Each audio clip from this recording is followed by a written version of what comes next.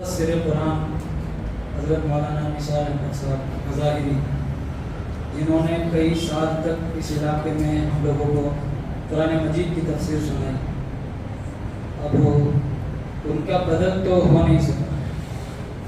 وہ اللہ کو پیارے ہو گئے تو رمضان کے مہینے میں اور ہمیشہ کے لیے میرا بھی یہی معمول ہے، آپ لوگ بھی معمول بنا لیجئے کہ اپنے تمام مرحومین کے لیے اثار ثواب کا ایک معمول بنا لیجیے.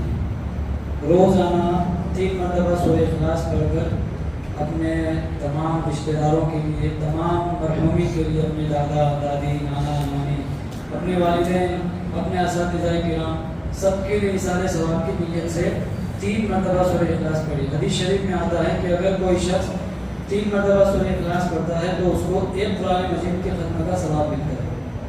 اور رمضان کے بارے میں حدیث ہے کہ اللہ تعالیٰ رمضان میں نفل کا ثواب فرضوں کے برابر کر دیتے ہیں، اور فرضوں کا ثواب اللہ تعالیٰ 70 فرضوں کے برابر کر دیتے ہیں. تو اگر ہم 3 مرتبہ سورہ اخلاص پڑھیں گے تو انشاءاللہ اللہ تعالیٰ اس کا کئی گنا ثواب تمام مرحومین کو عطا فرمائیں گے.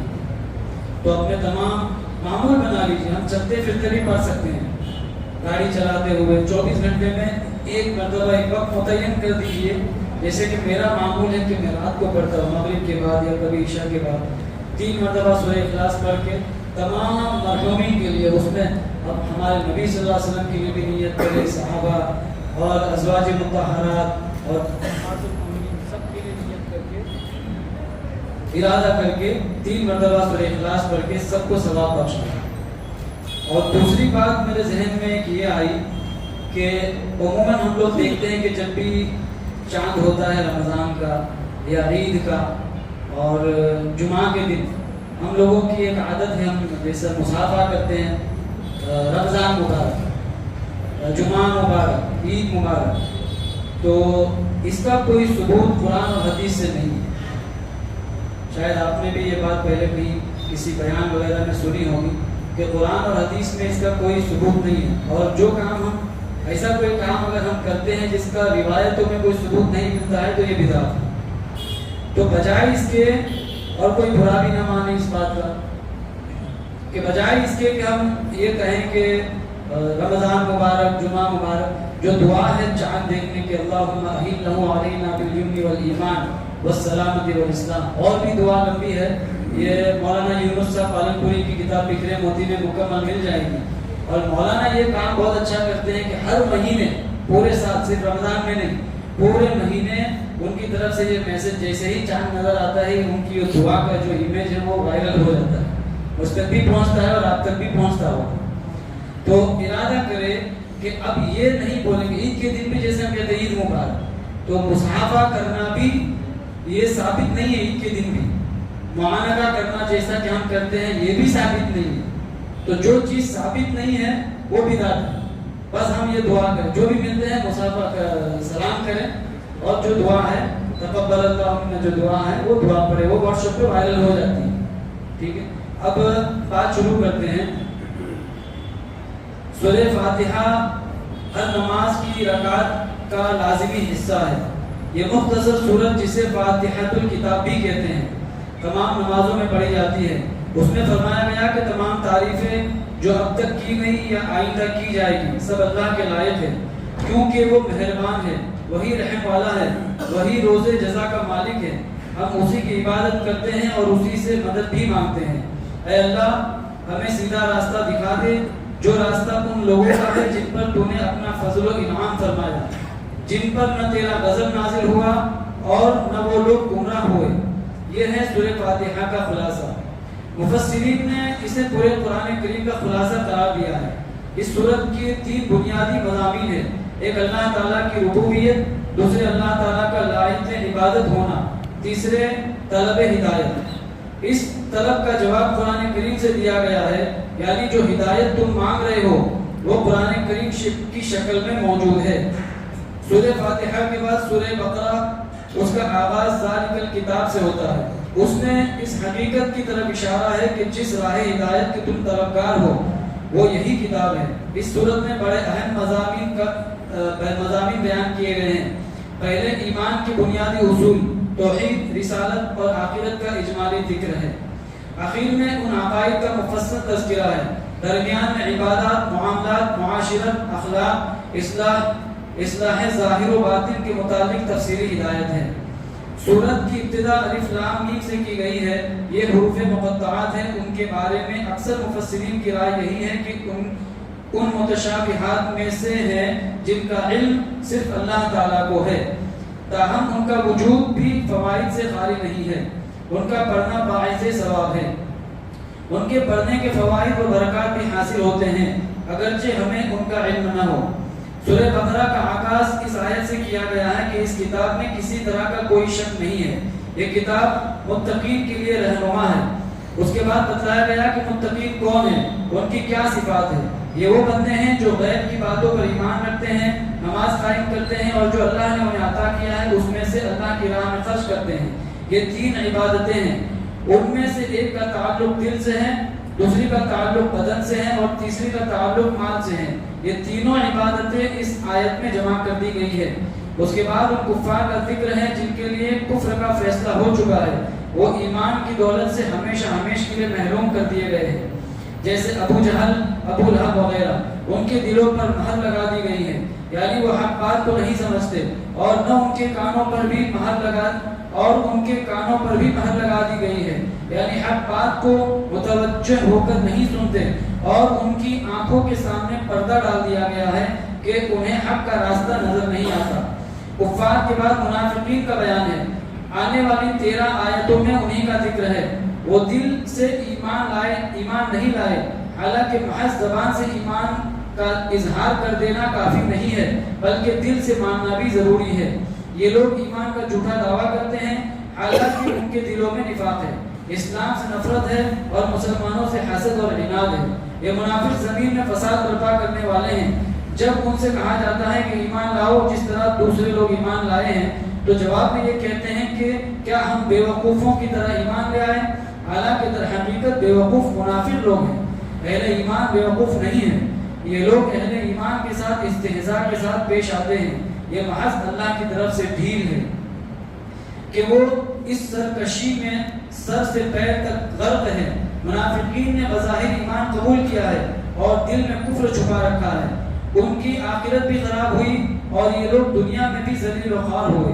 دیکھا جائے تو یہ گھاٹے کا سودا ہے۔ آگے قرآن کریم نے منافقین کی اس بے راہ روی کی 2 مثالوں کی روشنی میں واضح کیا ہے۔ پھر تمام انسانوں کو اللہ کی عبادت کا حکم دیتے ہوئے کفار سے کہا ہے کہ اگر تمہیں ہماری اس کتاب میں جو ہم نے نازل کی ہے ذرا بھی شک ہو تو اس جیسی کوئی ایک صورت بنا کر لاؤ اور اس کام میں اپنے معبودان باطنہ سے یا عرب کے فصحاء و بلغاء سے مدد لے لو۔ اس کے باوجود اگر تم کوئی ایسی صورت نہ بنا سکو اور یقیناً نہیں بنا سکو گے تو اللہ سے ڈرو اور دوزخ کی آگ سے بچنے کی کوشش کرو۔ اس کے بعد ایمان والوں اور نیک کام کرنے والوں کے لیے جنت اور اس کی نعمتوں کا ذکر ہے۔ کفار مکہ قرآن کریم کے اس اسلوب پر بڑا اعتراض کرتے تھے کہ اس میں مکھی مچھر جیسی حقیر چیزوں کا بھی ذکر ہے، حالانکہ یہ اللہ کا کلام ہے جو سب سے برتر اور اعلیٰ ہے۔ اس کا یہ جواب دیا گیا کہ اللہ تعالیٰ کو اس طرح کی مثالوں میں کوئی شرط نہیں آتی، کیونکہ مثال تو وضاحت کے لیے ہوتی ہے، حقارت اور عظمت سے اس کا کیا تعلق۔ ایمان کی نعمت کا ذکر کرنے کے بعد قرآن کریم نے ایک بڑی اور نعمت کا ذکر کیا ہے۔ یہ نعمت تخلیق آدم علیہ السلام ہے۔ ان کی تخلیق کا قصہ پوری تفصیل کے ساتھ بیان کیا گیا ہے۔ اللہ تعالیٰ نے فرشتوں سے کہا کہ وہ زمین میں اپنا نائب مقرر کرنا چاہتے ہیں۔ اس پر فرشتوں نے عرض کیا کہ کیا آپ دنیا میں ایسی قوم پیدا کرنا چاہتے ہیں جو اس میں فساد برپا کرے گی اور خون بہائے گی، اور ہم آپ کی تسبیح و تقدیس بیان کرتے رہتے ہیں۔ حضرت آدم علیہ السلام کی تخلیق اور حضرت حوا علیہ السلام کی پیدائش، ان دونوں کو جنت سے ممنوع درخت تک نہ جانے کی ہدایت، شیطان کا حسد اور حضرت آدم اور حضرت حوا علیہ السلام کو اس درخت کے قریب جانے اور پھل کھانے کا مشورہ، اور اس کے نتیجے میں ان دونوں کو ان کے آنے والی نسل کو بہشت سے زمین پر جا کر رہنے کا حکم، یہ مکمل واقعہ یہاں مذکور ہے۔ اس کے بعد بنی اسرائیل کو بطور خاص خطاب کیا گیا ہے اور ان نعمتوں کا حوالہ دیا گیا ہے جو ان پر نسل در نسل نازل ہوتی رہی ہے۔ سب سے بڑھ کر یہ کہ ان کے پاس ہزاروں انبیاء بھیجے گئے، تورات وغیرہ کتابیں نازل کی گئی، فرعون سے نجات دے کر ان کو شام میں بسایا گیا، ان پر من و سلوہ نازل کیا گیا، ان کے لیے ایک پتھر سے 12 چشمے نکالے گئے، مگر ان کی سرکشی دیکھیے کہ وہ حق پر قائم نہ رہے، انہوں نے پیغمبروں کی اطاعت نہ کی بلکہ بعض پیغمبروں کو قتل تک کر ڈالا۔ تورات کی ان آیتوں پر ایسے عذاب، تورات کی ان آیتوں میں تحریف کی، اس کے نتیجے میں ان کے لیے دائمی اور ابدی ذلت لکھ دی گئی، اور ان پر ایسے عذاب مسلط کیے گئے کہ جن کو سن کر روح کانپ اٹھتی ہے۔ بنی اسرائیل کو حکم دیا گیا کہ شنبے کا دن خاص عبادت کے لیے مقرر ہے، اس دن مچھلی کا شکار مت کرنا، اگر انہوں نے حکم عدولی کی تو اللہ نے ان کی صورتیں مسخ کر کے ان کو بندر بنا دیا۔ یہودیوں کے بارے میں قرآن کریم کا دو ٹوک فیصلہ ہے کہ ان کے دل پتھروں سے زیادہ سخت ہیں، پھر پتھروں سے بڑا نفع پہنچتا ہے، مگر ان سے تو کسی طرح کا کوئی نفع ہی نہیں ہے اور ان سے خیر کی کوئی امید ہے۔ انہوں نے مال و دولت کے لالچ میں تورات میں لفظی اور معنوی تحریف کر ڈالی۔ لگ بھگ 77 آیات تک اس قوم کی بدعمالیوں، بدعہدیوں اور ان پر نازل ہونے والے مختلف عذابوں کا عبرتناک تذکرہ ہے، کیونکہ بنی اسرائیل کے واقعات میں حضرت ابراہیم علیہ السلام کا ذکر بھی آیا ہے، اس لیے بنی اسرائیل کا بیان ختم کر کے اب حضرت ابراہیم علیہ السلام کا اور ان کے ذریعے بنائے گئے کعبۃ اللہ کا بطور خاص ذکر کیا گیا ہے۔ سب سے پہلے تو یہ بیان کیا گیا کہ بیت اللہ مقام امن ہے اور ہر سال لوگوں کو وہاں حج کے لیے جمع ہوتے ہیں۔ مقام ابراہیم کا ذکر بھی اسی آیت میں ہے، یہ وہ پتھر ہیں جس پر کھڑے ہو کر حضرت ابراہیم علیہ السلام نے خانہ کعبہ تعمیر کیا تھا، اور وہ دعا بھی مذکور ہے جو وقت بنائے کعبہ انہوں نے کی تھی کہ اے اللہ اس جگہ کو شہر امن بنا اور اس کے رہنے والوں کو میوے عطا کر اور ہماری اولاد میں ایک فرما بردار جماعت پیدا فرما۔ اور یہی حضرت ابراہیم علیہ السلام کی دعا کو اللہ نے قبول کیا کہ عرب کی سرزمین پر جو چیزیں پیدا نہیں ہوتی اور جو وہاں بنتی بھی نہیں ہے وہ وہاں ملتی ہے، اور بہت اچھی کوالٹی کی وہاں ملتی ہے۔ یہ دعا ہے حضرت ابراہیم علیہ السلام کی، اور حضور صلی اللہ علیہ وسلم کی پیدا ہونا ان کی نسل، یہ بھی ان کی دعا ہے، اور ان میں سے ایک رسول انہی کا بھیج دے تاکہ وہ انہیں تیری آیات پڑھ کر سنائے، تیری کتاب اور حکمت کی باتوں کی تعلیم دے اور ان کی اصلاح کرے۔ بلا شبہ حضرت ابراہیم علیہ السلام کی یہ دعا بعثت نبی صلی اللہ علیہ وسلم کی صورت میں قبول ہوئی۔ یہاں سے قرآن کریم کا دوسرا پارہ شروع ہوتا ہے، اس کا آغاز تحویل قبلہ کے معاملے سے ہوا، جب سرکار دو عالم صلی اللہ علیہ وسلم مکہ مکرمہ سے ہجرت فرما کر مدینہ منورہ تشریف لائے تو 16-17 مہینوں تک بیت اللہ کی طرف منہ کر کے نماز پڑھتے رہے، اور اس کے بعد کعبہ کی طرف منہ کرنے کا حکم آیا۔ اس پر یہود مشرکین اور منافقین کہنے لگے کہ پہلے تو یہ بیت المقدس کی طرف نماز پڑھا کرتے تھے جو پچھلے تمام انبیاء کا قبلہ تھا، اب انہیں کیا ہوا کہ اس کو چھوڑ کر خانہ کعبہ کی طرف منہ کرنے لگے۔ ان آیات میں اسی اعتراض کا جواب دیا گیا ہے کہ مشرق و مغرب سب جہتیں اور سمتیں اللہ کے لیے ہیں، اصل چیز تو عبادت ہے، ہم نے یہ قبلہ اس لیے بدلا تاکہ پتہ چل جائے کہ کون محمد صلی اللہ علیہ وسلم کی اتباع کرتا ہے اور کون ان کی اتباع سے روگردانی کرتا ہے۔ اس کے بعد بتایا کہ مسلمانوں جس طرح تمہارا قبلہ تمہارے قبلوں سے افضل ہے، ایسے ہی ہم نے تم کو تمام امتوں سے افضل اور تمہارے پیغمبر کو تمام پیغمبروں سے کامل اور برگزیدہ بنایا ہے۔ تحویل قبلہ کی حکمتوں کا ذکر تقریباً 11 آیتوں پر مشتمل ہے۔ اس کے بعد اہل ایمان کو کچھ نصیحتیں، مثلا یہ کہ وہ صبر اور نماز کا دامن تھامے رکھے، اللہ تعالیٰ کی راہ میں شہید ہونے والے مردہ نہ کہیں، اللہ کی راہ میں شہید ہونے والوں کو مردہ نہ کہیں، آزمائشوں سے نہ گھبرائے بلکہ ایسے حالات میں انا للہ پڑھا کرے۔ اس کے بعد حج کا اور صفا مروہ کا بیان ہے۔